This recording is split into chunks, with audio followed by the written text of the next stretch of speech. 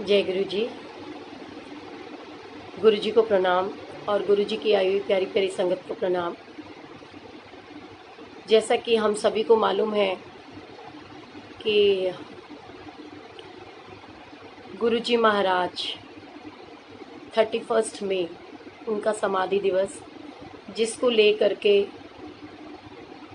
बहुत सी सेवाएं हम लोग हर साल किया करते थे। और क्योंकि यदि हम देखें तो आज के दिन हमारे गुरु जी महाराज ने यू नो रियल में तो आज के दिन गुरुजी महाराज ने समाधि ली थी, उन्होंने शरीर छोड़ा था और वो वापस जिस जोत से, क्योंकि जैसे गुरुजी महाराज ने हमेशा बताया कि मैं जोत से आया हूँ और जोत में ही मैंने चले जाना है। और उन्होंने हमें ये चीज़ बताई कि ये जो जीवन है वो जीवन का सिंपल फंडा है कि क्योंकि गुरुजी हमारे प्रैक्टिकल गुरुजी वास्तविक रूप से हमें हर चीज़ सिखाते थे। क्योंकि हमारे गुरुजी महाराज, जिनको हमने हमेशा से एक प्रैक्टिकल गुरु के रूप में देखा और समझा, और उनको हमने हमेशा अपने पास पाया। क्योंकि वैसे तो दुनियावी तरीके से तो गुरुजी महाराज शायद आज बहुत से संगत के हिसाब से, और प्रैक्टिकली अगर हम बोले तो गुरुजी महाराज आज हमारे बीच फिजिकल फॉर्म में नहीं है, लेकिन वो हर एक बच्चे के अंतरात्मा में, हर एक बच्चे के दिल में, अपने हर एक बच्चे के घर में विराजमान है। और वो कहते हैं ना कि ऐसे गुरु को बल बल जाइए आप मुकुट मोहि तारे। सो गुरुजी महाराज को अपने साथ महसूस करने के लिए हमें कहीं जाने की ज़रूरत नहीं। गुरुजी ने हर पल ये शिक्षा दी कि मैं हर जगह, हर समय, हर पल आपके साथ विराजमान हूँ। सो गुरुजी से प्यार कीजिए। और कुछ एक छोटी सी चीज़ें जो गुरुजी ने हर पल हमें ये एहसास देते रहते हैं कि हर पल जब हम गुरुजी महाराज से जुड़ जाते हैं तो ज़िंदगी में हर एक दिन गुरुजी महाराज का सत्संग होता है। और किस तरीके से वो छोटी छोटी चीज़ों के द्वारा ही हमें ये बताते रहते हैं कि मैं हूँ, आज भी मैं हूँ, कल भी मैं था और आगे भी मैं रहूँगा। सो मेरे को ये लगता है कि जो रब होता है ना, रब जिसके पास होता है उसका सब होता है। जिसका रब उसका सब। और गुरुजी महाराज स्वयं रब हैं। सो रब ना ही कभी जन्म लेता है और ना ही कभी मरता है। तो गुरुजी महाराज कहीं नहीं गए, वो आज भी हमारे पास हर पल विराजमान है, हर जगह हमारे साथ है, हमारे मन में है। सो ठीक है कि घर का कोई व्यक्ति जब हमसे दूर जाता है तो बेसिकली मन तो बहुत दुखता है। और गुरुजी महाराज तो क्योंकि रब है, और रब ने हमेशा से ये चीज़ बताई कि मैं कहीं नहीं जाने वाला, हर पल आपके साथ हूँ। परंतु गुरुजी ने ये चीज़ सत्य करके दिखाई कि यदि कोई इंसान मानव योनि में आएगा, अगर रब भी, भगवान भी यदि मानस का मानव का रूप लेकर के अगर पृथ्वी पर आएगा, तो वो काल का चक्र जो है, वो एक सृष्टि का जो नियम बना हुआ है।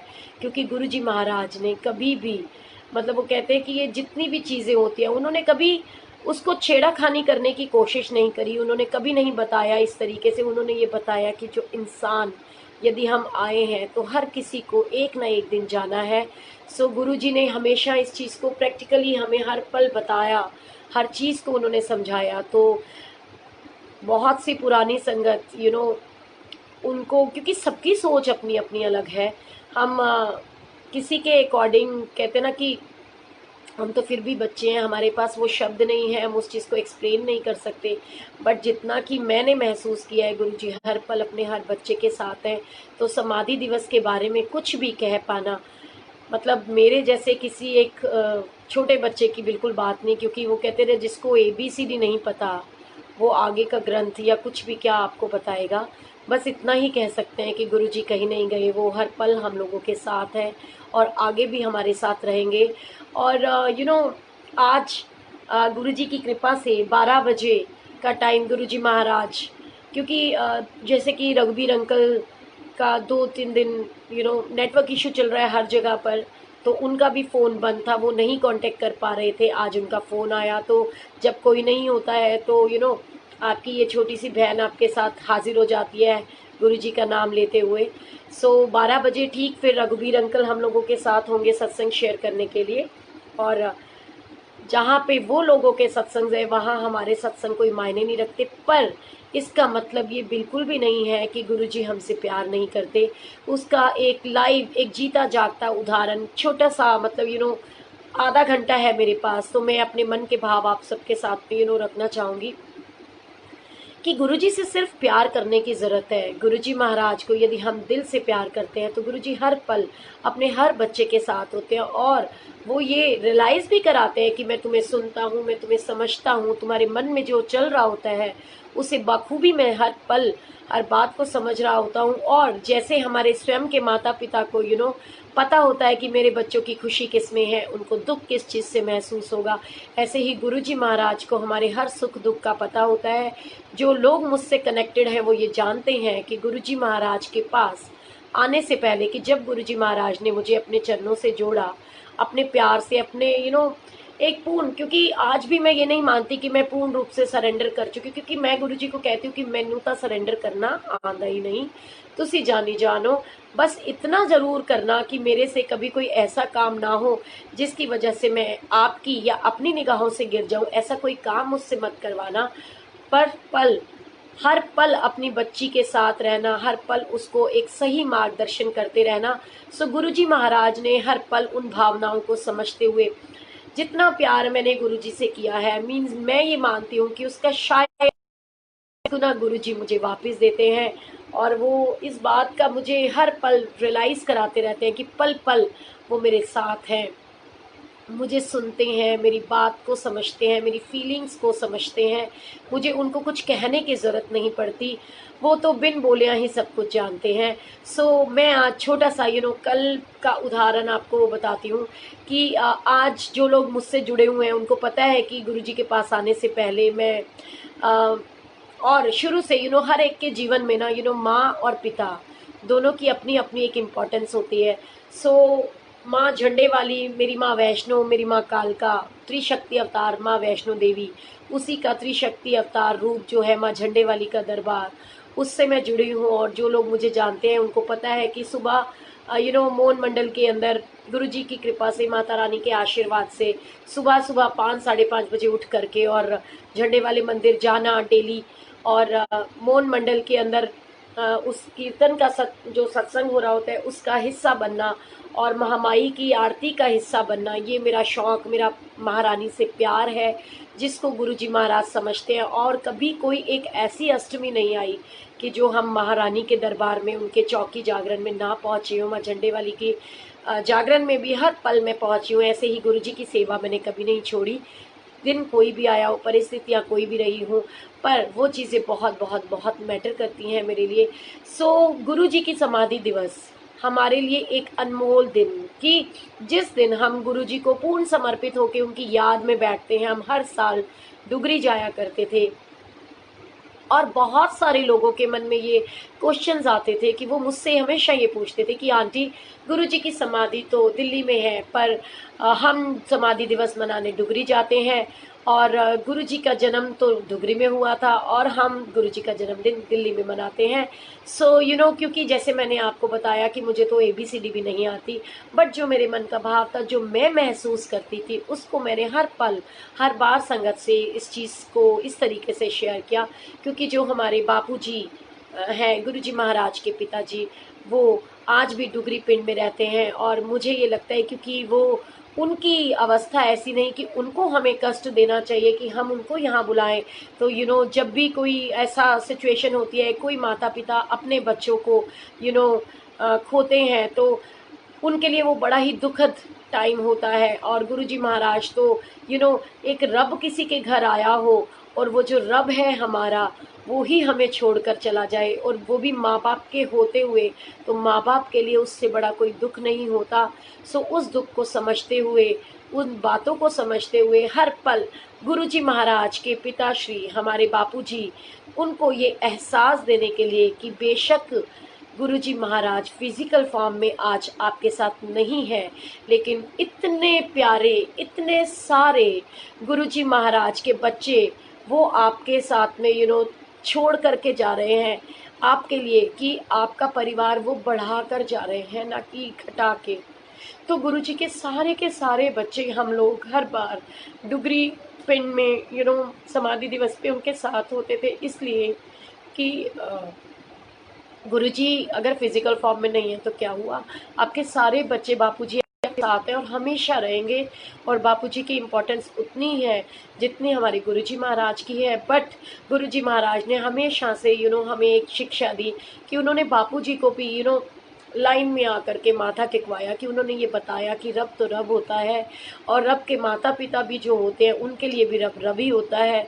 और उन्होंने और बापूजी की बड़प्पन और माताजी का बड़प्पन देखे कि उन्होंने हमेशा गुरुजी को रब के रूप में ऐसे ही माना। और जब वो गुरुजी के आगे नतमस्तक होते थे जिन्होंने उनको पैदा किया है, तो हम जैसों की क्या औकात है। सो इस बात को हमें समझना चाहिए कि गुरुजी आज भी हैं। वैसे तो बहुत ही दुखद घड़ी है कि हमारे गुरुजी हमारे साथ नहीं है फिजिकल फॉर्म में, और मैं सारी पुरानी संगत का दुख समझ सकती हूँ कि उन्होंने आज के दिन ही गुरुजी महाराज ने अपना शरीर छोड़ा था। तो इस विषय में कुछ भी कह पाना ना तो पुरानी संगत के लिए और ना ही तो हमारे लिए है। लेकिन हाँ, इतना ज़रूर है कि फिर भी गुरुजी महाराज की समाधि दिवस के लिए जैसे कि हम हमेशा जाते थे, गौरव अंकल और हमारी कोर कमेटी आज भी वहाँ डुगरी पिंड बापूजी के पास पहुँच चुकी है और हम सब भी मानसिक रूप से वहीं उनके पास हैं। लेकिन गुरुजी महाराज हर पल हम सबके साथ हैं।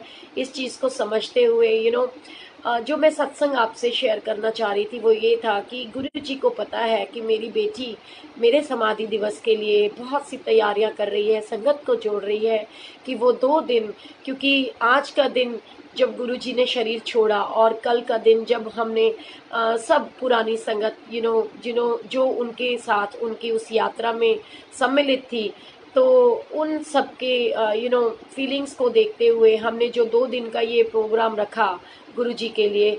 सो उस दिन के उस प्रोग्राम के अंदर मैं ये कब भूल गई कि आज अष्टमी है, और मीन्स कल यानी प्रोग्राम्स में कि आज अष्टमी का दिन है जब बापूजी जो उनके रिस्पेक्टेड हमारे पिता गुरुजी महाराज जो कि आज के दिन नहीं थे, छोड़ गए हम लोगों को फिजिकल फॉर्म में।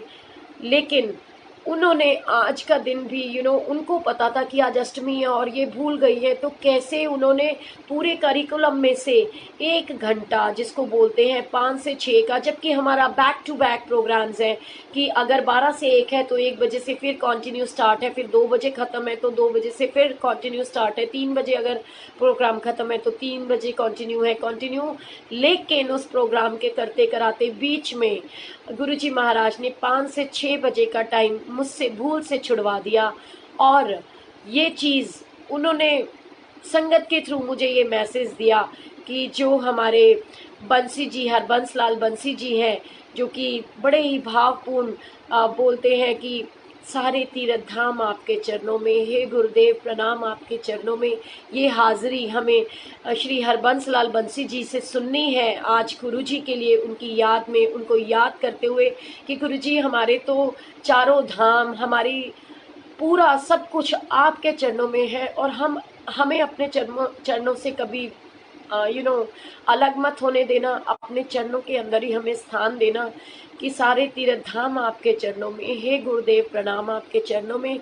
ये शब्द बानी, ये जो भजन है, ये हमें श्री हरबंस लाल बंसी जी के मुख से सुनना है। और कब संगत के रूप में आकर गुरुजी ने मुझे ये बोला कि बंसी जी को बोलो कि वो ये भजन सुनाए गुरुजी की याद में आज हम सबके लिए। और मैंने हरबंस लाल बंसी जी को फ़ोन करके बोला, जबकि नहीं था, उसके बावजूद भी उन्होंने उन फीलिंग्स को समझते हुए मुझे बोला कि सोनिया बेटा चिंता नहीं कर, मैं ज़रूर, चाहे मैं 2 भजन बोलूं लेकिन मैं ज़रूर बोलूँगा। और अपने आप ही मुख से ये निकलवाया गुरुजी महाराज ने कि क्योंकि कोरोना वायरस की वजह से सब कुछ इतना डिस्टर्ब हो चुका है और सबके ऊपर ये बहुत भारी संकट है। अगर हम समझना चाहें तो जो सृष्टि है वो जो आज का टाइम है, जो मतलब कहते हैं ना, वो इतनी रुष्ट हो चुकी है, हमारी जो प्रकृति है हमसे इतनी रुष्ट हो चुकी है कि रोज़ कुछ ना कुछ ऐसा हो रहा है कि जैसे कि 2 दिन पहले ये पता चला कि कोई टिड्डी दल है वो भी दिल्ली में आने वाला है। सो और कुछ ऐसी जगह है जहाँ पर कबूतर और कौओं ने पूरा ऐसा सराउंडिंग एरिया में इतना मरघट पूरा वो बना दिया है कि कोई घर से बाहर नहीं निकल पा रहा। इट मीन्स कि प्रकृति आज भी, और क्योंकि हम लोग इस चीज़ को नहीं मान रहे कि हमें कोरोना वायरस से बचने के लिए घर में रुकना चाहिए, तो गुरुजी महाराज ही शायद अपने बच्चों को बचाने के लिए प्रकृति के खेल ऐसे न्यारे हैं कि वो इतना कुछ कर रही है कि लोग घर से बाहर ना निकल सकें। शायद वो अभी भी हम लोगों को क्योंकि मैं इसमें नेगेटिव नहीं लूँगी कि वो हमें हार्मफुल होंगे या हमारे को कोई हानि पहुंचाने के लिए ऐसा हो रहा है। मैं ये मानती हूँ कि शायद उसमें भी पॉजिटिविटी है कि वो लोग हमें चाह रहे हैं कि हम घर से बाहर ना निकलें और हम बच सकें। सो गुरुजी महाराज ने कैसी प्लानिंग करी कि हरबंस लाल बंसी जी को हमारे मुख से ये निकलवाया कि वो मेरी दाती सब ते मेहर करे, मैं एहो दुआवा मंगदा रवां, लगे किसे नू धुप ना दुखा वाली, मैं तो ठंडियाँ हवावां मंगदा रवां। सो ये बातें उन्होंने मुख से, जो हमारे दोनों के कन्वर्सेशन में, हमारे आपस में जो कन्वर्सेशन हुई, ये उसमें हुआ कि तबीयत ना ठीक होने की वजह से भी हरबंस लाल बंसी जी और जो उनके बेटे आशीष बंसी जी आज 5 बजे अपने भजनों के माध्यम से गुरु जी के चरणों में अपनी हाजिरी भरेंगे और हमें संगत को गुरु जी के साथ में भाव विभोर होने का मौका देंगे। और ये मुझे पता ही नहीं था कि गुरुजी की कितनी ज़बरदस्त प्लानिंग थी कि उनको पता था आज 30 तारीख को अष्टमी का दिन भी होगा, और मैं भूल चुकी हूँ क्योंकि जब से लॉकडाउन हुआ मेरी सारी बहनें, हम लोग गूगल ड्यू के थ्रू पूरे नवरात्रे भी हम लोगों ने बहुत चौकियाँ करी महारानी की। अष्टमी का त्यौहार भी हमने इसी तरीके से लाइव सत्संग और चौकी के थ्रू हमेशा मनाया इस लॉकडाउन के पीरियड में। तो गुरु जी को पता था इस बार ये भूल गई है, तो उन्होंने बंसी जी को आज के दिन बुलाया, अष्टमी के दिन, की वो माँ झंडे वाली के दरबार की हाजिरी भी भरें और गुरु जी महाराज को भी मतलब याद करें हम लोगों के साथ। तो गुरु जी ने ये दिखाया कि बेशक उनकी बेटी उनके लिए, उनके प्यार में माँ को भूल गई है, लेकिन गुरु को पता है कि बेटी के लिए माँ भी उतनी ही ज़रूरी है जितना कि पिता। और ऐसा ही एक छोटा सा सत्संग कल हुआ कि सब लोगों को मालूम है कि और संगत को मुझे बहुत कन्विंस करना पड़ रहा है कि वो लोग आएँ और अपना सत्संग शेयर करें, क्योंकि उनके दिमाग पे एक ये छाप लग गई है कि गुरुजी महाराज सोशल मीडिया को लाइक नहीं करते थे, उन्होंने हमेशा अवॉइड करने के लिए कहा, तो आज हम कैसे सत्संग करें सोशल मीडिया पे आके। सो गुरुजी महाराज ने संगत को मेरे द्वारा कन्विंस करने के लिए मुझे छोड़ दिया और बहुत ही कृपा करी कि संगत ने वो जो बुजुर्ग हमारी संगत है, ओल्ड संगत, उनके अकाउंट्स ना होते हुए भी वो हम लोगों की फीलिंग्स को समझते हुए सोशल मीडिया पे आकर के फेसबुक अकाउंट्स बना रहे हैं और उसके माध्यम से हम लोगों को लाइव सत्संग सुना रहे हैं। बट क्योंकि बहुत सी चीज़ें ऐसी होती हैं हम उनको कन्विंस नहीं कर पाते, जैसे कि बहुत सी अंकल आंटियों को मैंने रिक्वेस्ट की कि यदि जैसे आप सत्संग अगर लाइव आकर के नहीं करना चाहते, आप गुरु की आज्ञा में रहना चाहते हो, तो आप इस चीज़ को भी याद कीजिए कि गुरुजी महाराज ने ये तो कहा था ना कि सत्संग करने वाले का भी कल्याण है और सुनने वाले का भी कल्याण है। तो मैं आपसे रिक्वेस्ट करती हूँ कि आप गुरुजी के चरण स्वरूप या गुरुजी के स्वरूप की तरफ कैमरे का फोकस करके सत्संग सुनाइए। वो जस्ट लाइक ऑडियो मैसेज रहेगा, हमारा काम भी बन जाएगा कि हमारे को भी सत्संग सुनने को मिलेगा और आपको भी कोई अगर आपके मन में ये लगता है कि गुरुजी आपसे नाराज़ ना हो जाएं, ये कोई पाप आपको ना लगे, तो हालांकि मैंने सबको कहा कि ये जो झोली है मेरी, इसके अंदर आप डाल दीजिएगा। जो गुस्सा गुरुजी ने होना है वो अपनी बेटी से होंगे, आपके ऊपर उसका कोई दोष नहीं लगेगा। प्लीज़ आप सत्संग शेयर कीजिए। और ऐसा रिक्वेस्ट मान करके उषा बसीन आंटी ने सत्संग शेयर किया भी, बट क्योंकि उनकी फीलिंग्स थी उन्होंने मुझे बोला कि बेटा सोनिया आंटी, मैं ये नहीं चाहती कि ये सत्संग कोई संगत को बोल दीजिएगा वो रिकॉर्ड ना करे और कहीं शेयर ना करे। सो मैंने आंटी को बोला, मैंने कहा आंटी क्योंकि मैं कभी झूठ नहीं बोलती हूँ, पर आपने जब ये पब्लिश कर दिया यहाँ पर, तो यहाँ से कोई भी उसको डाउनलोड कर सकता है। तो प्लीज़ अगर आपको ऐसा लगता है कि सत्संग नहीं छोड़ना, वहाँ पर वो कहीं पे शेयर ना हो, संगत के पास ना जाए, जो लाइव सुन सकते हैं वो सुने लेकिन आगे वो नहीं सर्कुलेट हो, तो प्लीज़ अपने हाथों से डिलीट कर दीजिएगा। और ऐसा ही आंटी ने किया। पर संगत के बार बार मैसेजेस को देखते हुए कि हमें उषा आंटी का सत्संग सुनना है, एक बार फिर गुरुजी महाराज के हुक्म से मैंने उषा आंटी से ये गुजारिश की कि आंटी प्लीज़ सत्संग शेयर कीजिए, बट मैं आपसे रिक्वेस्ट करती हूँ कि सत्संग संगत को सुनने के लिए छोड़ दीजिएगा, उसे डिलीट मत कीजिएगा। और आंटी ने कमिटमेंट भी करी, प्रॉमिस भी किया, पर वो कहते हैं कि सबका अपना अपना भाव है। पता नहीं कौन से सर्कमस्टांसेस और कौन सी ऐसी सिचुएशन आई होगी कि आंटी के मन में वो भाव आया कि उन्होंने फिर से वो वीडियो डिलीट कर दी। और नीति कोहली आंटी दुबई से, मैं यहीं गुरुजी के पास उनके रूम में बैठी हुई थी और मैंने गुरुजी महाराज की जैसे मैं सेवा में उनके पास बैठी थी, उनसे बातें कर रही थी, तो मुझे नीति कोहली आंटी का आया मैसेज कि aunty again video deleted from Usha बसीन आंटी, कि उन्होंने फिर से डिलीट कर दिया है। सो मुझे बड़ा ही दुख लगा, क्योंकि मुझे ये लगा कि जो ये गुरुजी महाराज यहाँ साक्षात विराजमान है और यदि हम इनके चरणों में आकर के अपना जीवन ही हमने सौंप दिया, सो सत्संग भी जो हमने उस समय शेयर किया तो गुरुजी के सामने ये गुरुजी महाराज सुन रहे हैं, इन्होंने सत्संग सुना, इनके सामने यदि हमने सत्संग सुनाया तो वो तो गुरु का हो गया ना, क्योंकि सत्संग किसी अंकल आंटी का नहीं होता, वो गुरुजी महाराज का होता है। तो बड़ा मुझे जैसे कि मैंने बताया कि मैं भी भावुक हो जाती हूँ, और भावुक हो जाती हूँ तो मैं किसी को कुछ नहीं कहती, या मुझे रोना आ जाता है या मुझे गुस्सा आ जाता है। मैंने गुरुजी महाराज को अपना गुस्सा दिखाते हुए फ़ोन उठा करके गुरुजी के चरणों में पटका और मैंने बोला, आपकी संगत जो है वो बिल्कुल हमारी, आपकी नई संगत की कोई वैल्यू नहीं है, आपकी संगत हमारी फीलिंग्स को नहीं समझती, हम क्या चाहते हैं, सिर्फ सत्संग ही तो सुनना चाहते थे। और अगर आंटी ने सत्संग शेयर कर दिया था, फिर उन्होंने कमिट भी कर दिया, फिर उन्होंने डिलीट क्यों किया मुझे नहीं पता। आप मतलब बिल्कुल अपनी बेटी की हमेशा इंसल्ट कराते रहते हो। कल भी उन्होंने सत्संग डिलीट कर दिया, आज भी उन्होंने सत्संग डिलीट कर दिया। क्यों ऐसा किया? क्योंकि माँ बाप से तो हक है जिद करने का, बहस करने का, कुछ भी कर सकती हूँ मैं, मेरे पिता हैं वो। सो मैंने गुस्से में गुरुजी को सारी बातें बोली। ओल्गा आंटी को भी वॉइस नोट भेज दिया। पहले तो मैंने आंटी को कॉल किया, आंटी ने 2 बार मेरा फ़ोन डिस्कनेक्ट कर दिया। उनको भी पता होगा कि ये इसीलिए फ़ोन करेंगे कि आपने वीडियो क्यों डिलीट किया। और मैंने गुस्से में आंटी को मैसेज भी डाला कि why you deleted the video, but पता नहीं गुरुजी ने क्या मन में भाव दिया कि मैंने वो मैसेजेस वहाँ से डिलीट कर दिए। और मुझे रोना आ गया और रोते हुए मैं किचन में चली गई। उससे पहले मैं यहाँ जब बैठी किचन जाने से पहले तो ऐसे बैठी हुई थी और एकदम से मैंने देखा कि जो पूरी अलमारी है धड़ धड़ धड़ धड़ ऐसे हिली, और मुझे जगह भी ऐसे हिलती हुई दिखाई दी। और मैंने डोर की तरफ देखा, सो वो भी बड़ी तेज हिल रहा था, एकदम भूकंप आया। और मैंने गुरुजी को बोला, मैंने कहा कि आप क्या करवाना चाह रहे हो, मुझे तो समझ में नहीं आ रहा।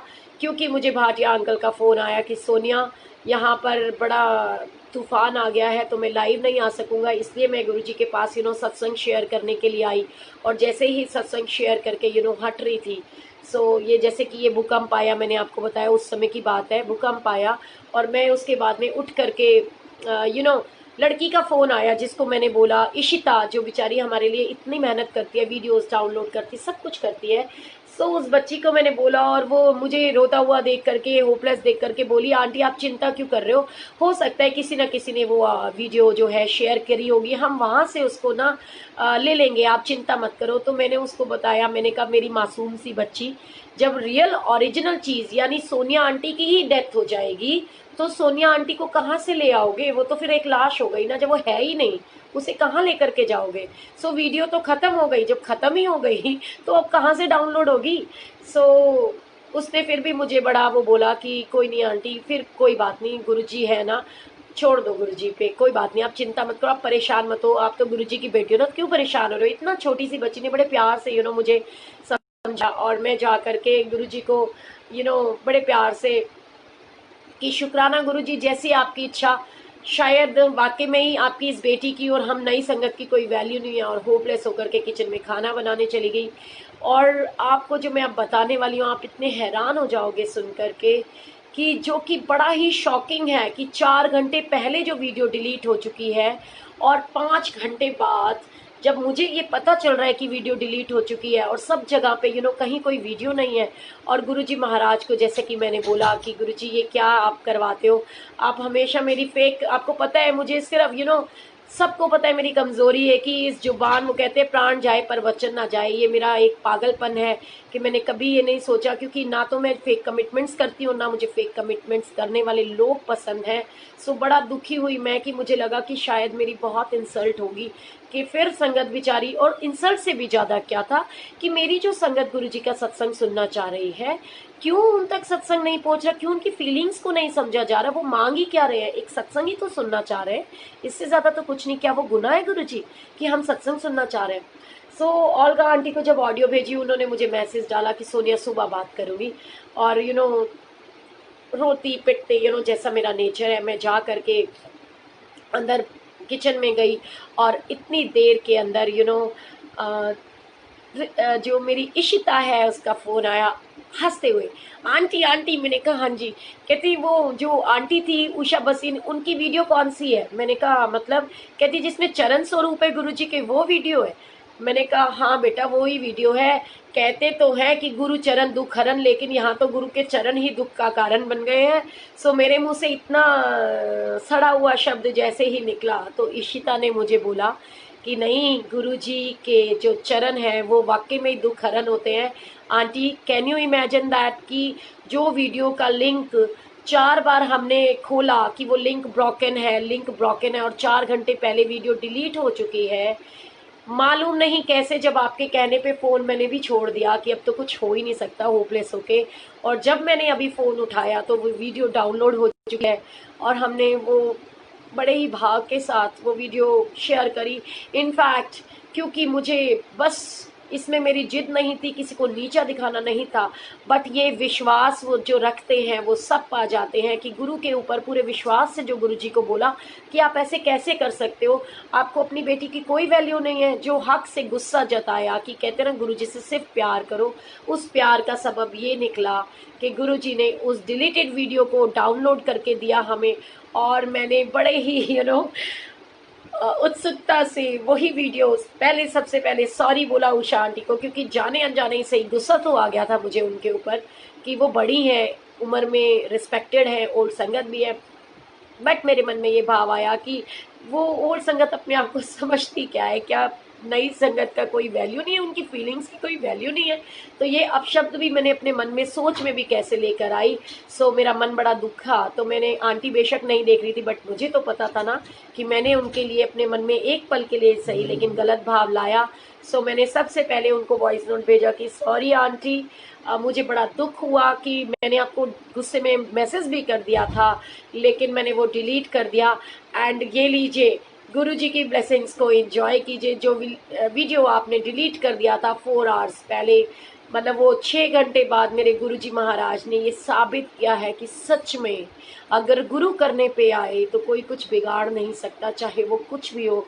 गुरु तो मुर्दों में भी प्राण डालता है। तो फिर तो ये एक छोटा सा टेक्निकल इशू था, जो वीडियो आंटी ने डिलीट करी और हमारे पास से डिलीट हो गई। और क्योंकि बहुत सारी संगत के मैसेज आ रहे थे कि सोनिया आंटी वीडियो भेजो, वीडियो भेजो, तो गुरुजी महाराज ने अपनी बेटी को भी झूठा नहीं पड़ने दिया। आंटी के लिए मान रखा, वीडियो डिलीट की, लेकिन मेरा भी मान रखा, वीडियो वापस से अपलोड हुई। उन्होंने वो वीडियो हमें भेजी, और सबके साथ में मैंने वो वीडियो YouTube पे भी डाली। तो गुरुजी की कृपा में रहना चाहिए और उनके आनंद को महसूस करना चाहिए। ये नहीं सोचना है कभी कि ओल्ड संगत ब्लेस्ड है और न्यू नहीं है। गुरुजी की कृपा हम सबके साथ है। और क्योंकि गुरुजी ने मुझे ये रियलाइज़ कराया कि गुरुजी की जो बेटी है उसकी खुशी का गुरुजी को कितना ध्यान रहता है। सो उन्होंने आज बंसी जी को लाइव बुलाया, जो कि माँ झंडे वाली की अष्टमी के दिन ही आज आकर के गुरुजी और माँ झंडे वाली के चरणों से हमें जोड़ेंगे, चाहे 2 ही शब्दों से सही। वो कहते हैं ढाई आखर के प्रेम के परे सो पंडित होए। जब प्यार से चुटकी भर जो राख होती है उससे भी हमें बहुत ब्लेसिंग्स मिलती है, जीवन दान मिल सकता है। तो 2 शब्द बानी सुनकर भी हम बहुत खुश और अपने आप को बहुत ब्लेस्ड महसूस करेंगे कि बीमार होते हुए भी हरबंस लाल बंसी जी हम सबके साथ आकर के गुरुजी महाराज और महारानी के चरणों से हमें जोड़ेंगे। और क्योंकि महारानी के लिए और गुरुजी के लिए, बट मैंने जो एक भजन लिखा था, और क्योंकि गुरुजी ने मुझे ये याद करा दिया है कि तेरी माँ के बीच में भी मैं ही विराजमान हूँ और मेरे अंदर ही वो झंडे वाली भी विराजमान है, तेरे लिए हर चीज़ के लिए मैं हूँ। सो मैंने गुरुजी के लिए एक भजन लिखा था, और वो मैं गुरुजी और महारानी को कंबाइन लेते हुए, क्योंकि वो एक ही है। सो आज अष्टमी का दिन है। As per the my nature कि मैं हमेशा महारानी के लिए खुद भजन लिखती हूँ और गाती हूँ। सो एक छोटी सी वो मैं आपके साथ में अब मैं गुरुजी के लिए जो मैंने लिखा था, और क्योंकि गुरुजी ने मुझे ये रियलाइज़ कराया कि वो और मैं एक ही है। वो भी जैसे संगत बताती है कि गुरुजी महाराज कहते थे कि ये तो मेरी बेटी है। तो कोई भी पिता अपनी एक बेटी का गुणगान करने से कभी नाराज़ नहीं हो सकता है, और कोई भी पिता अपनी दूसरी बेटी को, अपनी बेटी का गुणगान करते ना देख करके भी उसको दुखी नहीं देख सकता। सो चलिए छोटी सी जो मैंने एक रचना लिखी उसे महारानी को अर्पित करते हुए आप सबके साथ, अष्टमी का दिन है तो क्योंकि सभी मुझसे जुड़े हुए हैं और शिव और शक्ति तो एक ही है, ये मेरा मानना है। तो महारानी की कृपा और गुरु जी के आशीर्वाद से चलिए मैं शेयर करती हूँ, क्योंकि जब मैं दुखी हो जाती हूँ और रो पड़ती हूँ तो मेरा गला बिल्कुल बंद हो जाता है। सो आवाज़ तो प्रॉपर शायद ना निकले, लेकिन भाव तो वही सच्चे हैं, और गुरुजी बहुत अच्छे हैं कि वो अपनी बच्ची के सच्चे भाव को समझते हैं। सो मैंने ये लिखी थी गुरुजी के लिए, और अब मैं महारानी के लिए इसको अर्पित करती हूँ, क्योंकि जब गुरुजी ने बता ही दिया कि हम एक ही हैं। सो कल गुरुजी के लिए गाएंगे, आज महारानी की अष्टमी का दिन है। तो सारी झंडे वाली माँ के जो सेवादार मेरे साथ जुड़े हैं सबको जय माता दी, happy Durga Ashtami to all of you. क्योंकि शिव और शक्ति तो एक ही है, शिव के बिना शक्ति उधर ये अधूरी है और शक्ति के बिना शिव अधूरे हैं। तो आइए छोटी सी रचना। मेरे वलवी चाती माँ, मेरी मात प्यारी, मेरे वलवी चाती माँ, मेरी मात प्यारी, सदा रवा में शुक्र गुजार हो, सदा रवा में शुक्र गुजार, मेरी मात प्यारी, मेरे वलवी चाती माँ, मेरी मात प्यारी, मेरे वलवी चाती माँ, मेरी चंडिया वाली। होरा वाले वंडी जावे सारिया तू मेरा माँ, मेरी वारी लाया कानू ऐनिया तू देरा माँ, मेरी वारी लाया कानू एडिया तू देरा, कहंदे तू बख्शन हार ओ, कहंदे तू बख्शन हार, मेरी मात पे सदा रवा में शुक्र गुजार ओ, सदा रवा में शुक्र गुजार, मेरी मात प्यारी, मेरी वलवी चाती माँ, मेरी चंडिया वाली। तेरा दर छड़ के मैं केड़े दर जावा माँ, दुखा वाला हाल जाके किस नू सुनावा माँ, दुखा वाला हाल जाके किस नू सुनावा माँ। तेरा दर छड़ के मैं केड़े दर जावा माँ, दुखा वाला हाल दस किस नू सुनावा, सुन दर्द मेरे दी गुहार ओ, सुन दर्द मेरे दी गुहार, मेरी मात प्यारी, मेरे वलवी चाती माँ, मेरी मात प्यारी, सदा रवा में शुक्र गुजार हो, सदा रवा में शुक्र गुजार, मेरी मात प्यारी, मेरे वलवी छाती माँ, मेरी चंडिया वाली, मेरे वलवी छाती माँ, मेरी चंडिया वाली। रो रो के हंजू हुण सुख देने मेरे माँ, कर लीते तेरे आगे तर ले बतेरे माँ, कर लीते तेरे आगे तर ले बतेरे, हुण कर दे मौज बहार, ओ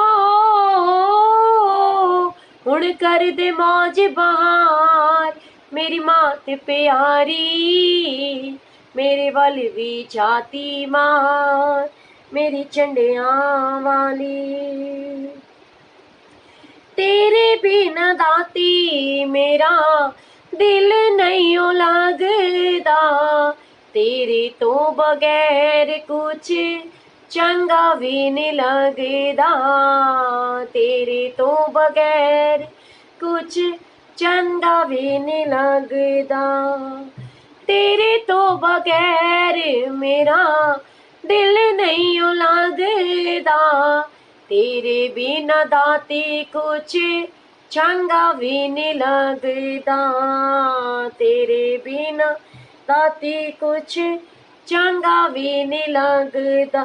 सोनी सुन ले पुकार, हाँ बच्चियां दी सुन ले पुकार, मेरी मात प्यारी, मेरे वल भी जाती मार, मेरी चंडिया वाली, मेरे वल भी जाती मार, मेरी चंडिया वाली। सदा रवा में शुक्र गुजार, हाँ सदा रवा में शुक्र गुजार, मेरी मात प्यारी, मेरे वल भी जाती मार, मेरी मात प्यारी। क्योंकि महारानी ही सबके कष्टों को दूर करती है, और वो सभी बहुत सारे मेरी माँ झंडे वाली महारानी के दरबार के सेवक मेरे भाई बहन मेरे साथ जुड़ चुके हैं। सो चलिए माँ रानी का एक छोटा सा जो जयकारा हम वहाँ जा करके एक अरदास हम करते हैं। तो आइए छोटी सी अरदास करते हुए मैं वाणी को विराजमान मेरी वाणी में माँ सरस्वती जो विराजमान हो चुके हैं, उन माँ सरस्वती को हाजिर नाजिर मानते हुए, माँ झंडे वाली को हाजिर नाजिर मानते हुए अपनी इस वाणी को विराम दूंगी कि हमें अति दीन दुखी माँ विपत्ति जाल घेरे, है कपूत अति कपटी पर बालक तेरे, निज स्वभाव वश जननी दया दृष्टि माँ कीजे। हमें अति दीन दुखी माँ विपत्ति जाल घेरे, है कपूत अति कपटी पर बालक तेरे, निज स्वभाव वश जननी कृपा दृष्टि माँ कीजे। माँ झंडे वाली कहते त्रिशक्ति अवतार माँ झंडे वाली माँ, वो कहते हैं कि माँ नूते देवी झंडे वाली नमोस्तुते माँ नमोस्तुते। माँ झंडे वाली की शायद वो गुरुजी, और कहते हैं ना कि जब गुरुजी का टाइम शुरू हो जाता है तो मन इतना परेशान हो जाता है कि फिर कुछ सोचता नहीं है। तो माँ झंडे वाली के दरबार से भूल चूक माफ़ कराते हुए मैं अपनी वाणी को यहीं पे विराम दूंगी। और क्योंकि हमारे जो रघुवीर अंकल है वो वेट कर रहे हैं। जय माता दी, जय गुरुजी। और मैं अपनी सोनिया कथुरिया से लाइव आकर के इस जो छोटा सा मेरे से यो गुस्ताखी हो गई उसको वापस से ठीक करती हूँ, क्योंकि ये गुरुजी का टाइम शुरू हो चुका है तो अब गुरुजी कुछ करने नहीं देंगे। जय माता दी, जय गुरुजी। Love you all.